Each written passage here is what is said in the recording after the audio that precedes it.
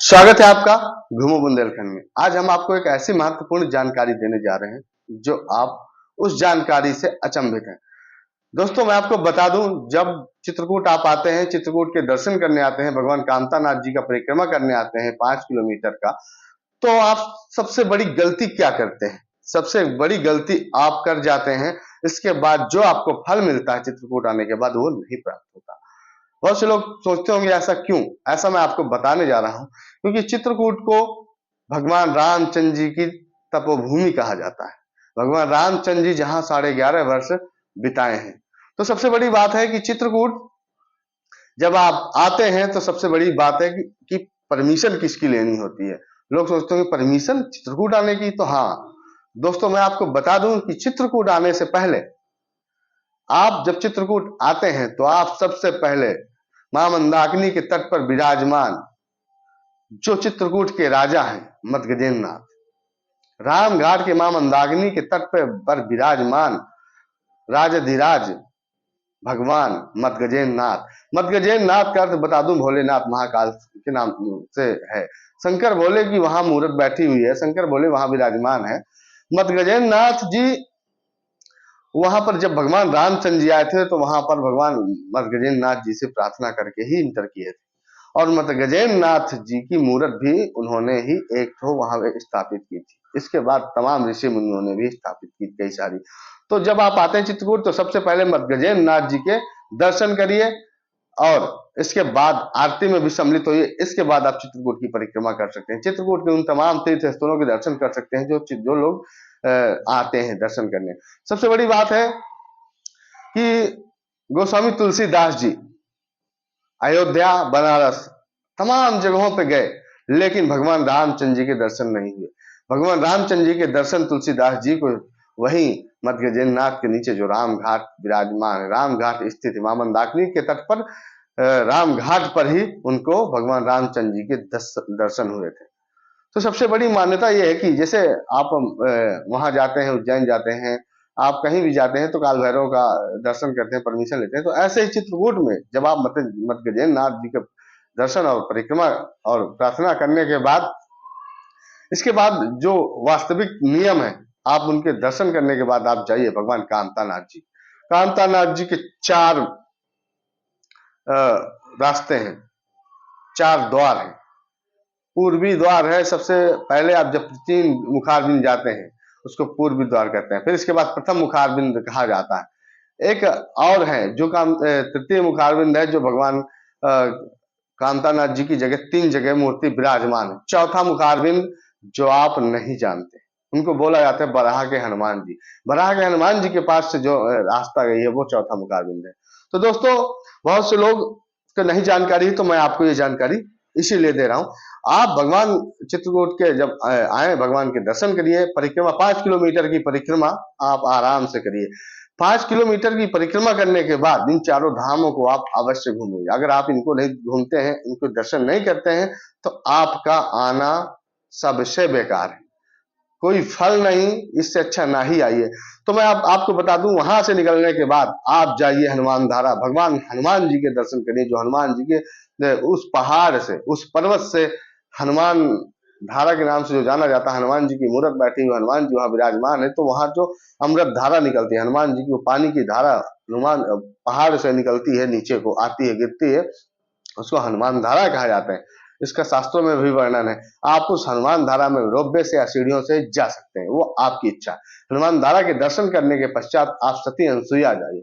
सती अनसुईया का सबसे बड़ा महत्व ये है कि सती अनसुईया में भगवान ब्रह्मा विष्णु महेश जब मां सती की अनसुईया जी की तपस्या का वो लेने आए थे, तो वहां पर उन्होंने सोचा कि हम ये तपस्या करती हैं, इनका वास्तविकता देखें कि ये सत्य है या नहीं, इनके अंदर तप है या नहीं। परीक्षा जब उन्होंने लिया भगवान ने, तो माता को कहा कि आप हमको भोजन दीजिए, लेकिन भोजन आप तब देंगी जब आप निर्वस्त्र होंगी। हम साधु के वेश में हैं और हम जहां जाते हैं वहां निर्वस्त्र व्यक्ति के हाथों से भोजन करते हैं। तो जब माता ने ऐसा सुना तो माता ने समझा कि ये भगवान का कोई खेल है।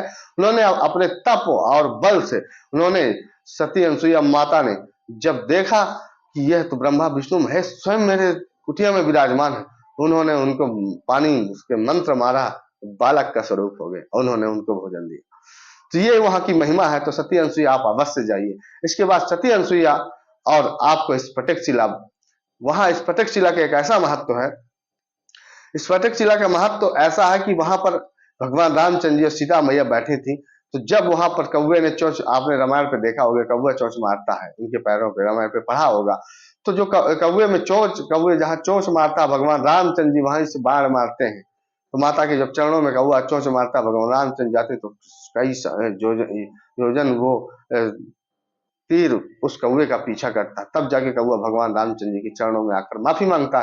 तो वही स्थान है जहां भगवान रामचंद्र जी माता सीता बैठे थे।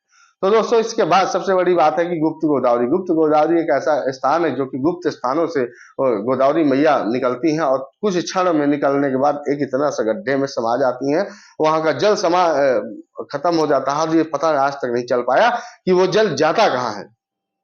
तो वहां पर गुप्त गोदावरी मैया का जो है बहुत अद्भुत वो गुफा है, जो वहां जाने के बाद आप अंदर आते हैं। इसके बाद एक दाएं तरफ गुफा है, वहां पर पानी भी भरा है और वहां पर निकलने पे जो श्वास के मरीज हो वो बिल्कुल न जाए, क्योंकि खतरा भी रहता। तो वहां पर आप आराम से, बहुत अच्छी सुंदर और भव्य जगह है। इसके बाद वहां पर खरकटा चोर मिलेगा, जो कि इसका शास्त्रों से और ज्योतिष से बहुत बड़ा वर्णन मिलता है। तो खरकटा चोर के बारे में भी आप जानिएगा। इसके बाद वहां से आप आने के बाद परिक्रमा मार्ग में ही आप जब परिक्रमा करते हैं तो वहां भरत मिलाप, भगवान रामचंद्र जी और भरत जी जब रामचंद्र जी जब चित्रकूट में थे तो भरत जी अयोध्या से खड़ाऊ लेके आए थे भगवान रामचंद्र जी की, तो वहां भरत मिलाप हुआ था परिक्रमा मार्ग के बीच में। जब आप परिक्रमा करिए तो अवश्य वहां पर दर्शन जरूर करिए भरत मिलाप के। तो सबसे बड़ी बात है। इसके बाद भरतकूप, भरतकूप नाम से जाने जाने वाला एक ऐसा स्थान, एक ऐसा दिव्य और भव्य स्थान है जो भरतकूप पर, वहां पर एक कुआं है, उसका पानी एक स्वच्छ और निर्मल होता है। भगवान रामचंद्र जी उस कुएं से पानी पिया करते थे। तो वो कुआं आज भी पवित्र है और उसके पानी पीने से चमत्कार एक ढेरों होता है और लोगों की मनोकामनाएं संपूर्ण होती है। तो आप भरतकूप अवश्य जाइए। भरतकूप के जाने के बाद आप आइए गणेश बाग। गणेश बाग एक ऐसा तीर्थ स्थल है, प्रकृति का जो वहां पर चित्रण हुआ है वो वहां पर मैं आपको बता दूं सबसे बड़ी बात कि जो खजुराहो में जैसा दृश्य दिखाया जाता है घूमने का, वही सेम मिनी खजुराहो के नाम से आपका गणेश बाग जाना जाता है। तो आप गणेश बाग अवश्य जाइए। और इसके बाद आपको और भी बहुत सारे स्थान हैं। जब आप इस प्रत्यक्षशिला से निकलते हैं तो राम दर्शन मिलता है। राम दर्शन विश्वविद्यालय, ग्रामोदय विश्वविद्यालय के जस्ट सामने और सती अनसुईया के थोड़ा सा पहले आपको मिलता है राम दर्शन। राम दर्शन जाकर आप राम जी के सो सारे चिन्ह रखे हुए हैं, आप वहां जाकर दर्शन कर सकते हैं। इसके बाद अगर आपको बहुत जानने की इच्छा तो आप राजापुर अवश्य आइए। राजापुर आपको चित्रकूट से पड़ेगा 25 से 30 किलोमीटर और चित्रकूट से तो पड़ेगा ज्यादा, पर करीबी से पड़ेगा आपको लगभग 35 किलोमीटर। तो आप जब 35 किलोमीटर आते हैं राजापुर, तो राजापुर में गोस्वामी तुलसीदास जी की हस्तलिखित रामायण आज भी वहां पर विराजमान है, वहां पर रखी हुई है। उनके स्वर्ण अक्षरों से, उनके हाथों से लिखी हुई जो रामचरितमानस है वो रखी हुई है और वहां के संत जी बताते हैं, दिखाते हैं। तो आप जब चित्रकूट आइए तो इस वीडियो का अवश्य देखिए कि परमिशन किसको लेना होता है, किसके दर्शन करने से ही सारे मनोकामना पूर्ण हो जाते हैं। तो छोटी बात बता दूं कि हमारे चित्रकूट में कामतगिरी की पर्वत की आरती शुरू हो गई, तो शाम 6 बजे आप उस आरती का भी आनंद ले सकते हैं, प्रणाम कर सकते हैं। कामतगिरी जो पर्वत है वह स्वर्ण रहित है, स्वर्ण और आभूषणों से, डायमंड से, सोना चांदी से वो मतलब जो है पूर्णता है, वहां पर भरा पड़ा है। बस वो नेत्र चाहिए देखने के लिए। तो दोस्तों ऐसे नहीं कहते स्वर्ण रत्न कूटम चित्रकूटम, तो मतलब ये पूरा एक तो श्लोक है, मैं इसको ज्यादा नहीं कहूंगा क्योंकि मुझे पूरा अभी कंठस्थ नहीं है, याद है पर थोड़ा सा वो है तो चूंकि गलत हो जाएगा। तो दोस्तों बहुत सारी चीजें हैं। रामघाट पे आरती है, बनारस की तर्ज पर आरती होती है। आप अवश्य उस दर्शन, उस दृश्य का, माहौल का आनंद लीजिए और भगवान से प्रार्थना करिए। तो देश विदेश से जो लोग अन्य प्रदेशों से आते हैं वो भगवान रामचंद्र जी के दर्शन करने के लिए इन स्थलों पर अवश्य जाएं। और आगे हम आपको अगर और भी जानकारी चाहिए चित्रकूट के बारे में तो हम आपको एक एक जानकारी दे देंगे। आप सबसे बड़ी बात बता दूं कि चित्रकूट में फ्लाइट उतरने लगी है, यानी कि जहाज। चित्रकूट में आप आराम से रोपवे बना हुआ है, आराम से वहां कहीं भी जाने के लिए किसी भी। और सबसे बड़ी बात बता दूं, मैं आप चीज एक चीज बताना भूल गया, परिक्रमा मार्ग पे ही लक्ष्मण पहाड़ी, जहां से भगवान रामचंद्र जी की और माता सीता की लक्ष्मण जी वहीं से रक्षा करते थे और वहीं से उनका देख रेख करते थे। तो वो लक्ष्मण पहाड़ी अवश्य जाए, वहां घूमे, वहां पर सारे प्रतिचिन्ह बने हुए हैं और हनुमान धारे के ऊपर माता सीता की रसोइयां है, वहां अवश्य देखने जाए। तो हमारे चित्रकूट में एक बहुत अलौकिक अलौकिक स्थान और दर्शन है, जगह है, जो आप नहीं जाते हैं वो अवश्य जाएं। तो दोस्तों मिलते हैं हम किसी और वीडियो पे किसी और स्थान पर।